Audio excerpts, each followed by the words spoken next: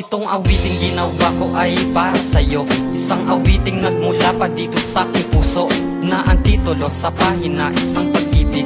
At ang istorya nating dalawa, puno ng kilig. Snow Queen, kumusta ka? Naaalala mo pa ba nang inamin ko sa'yo na mahal na nga kita, diba? Nagkahiyaan pa tayong dalawa, pero hindi rin nagtagal ay napaamin ka na gusto mo din ako at mahal mo din ako. Kaya hindi nag-alinlangan, sinagot mo na ako. Kaya't ako'y nangako na ika'y aalagaan, hindi pababayaan. Pagkos ay iingatan dahil respeto ko sagad hanggang kalangitan. At nadala ako ng iyong ngiti hanggang kalupaan, kasi parang anghel akong nagbabantay sa'yo, na ang tangi kong layunin mahalin ka ng buo.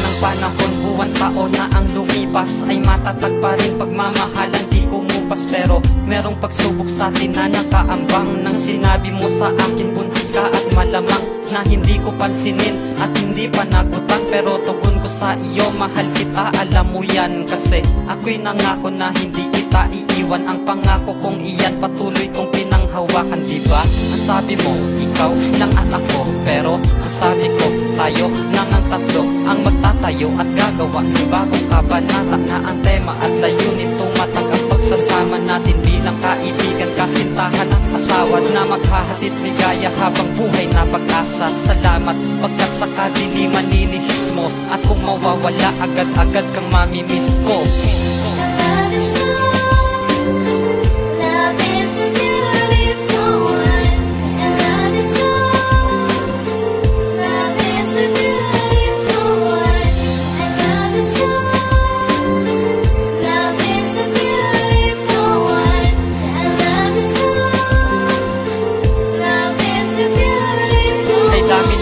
Pagsubok na sa atin ay lumalapit, pero hindi nagpatangay, patuloy na kumapit. Kasi pagmamahalan natin ay parang medal, lalong gumaganda, kumikinang habang tumatagal. At sana ikaw pa rin, at sana ako pa rin ang magsasabi sa bawat isa, mahal ikaw pa rin. Kahit sa kayamanan tayo ay medyo salat, pero ni minsan di pumayag, talikuran ang lahat. Kasi kapag nangyari yun, hindi ko matiyak kung makakaya ko ba yun. Paano ang ating anak, diba?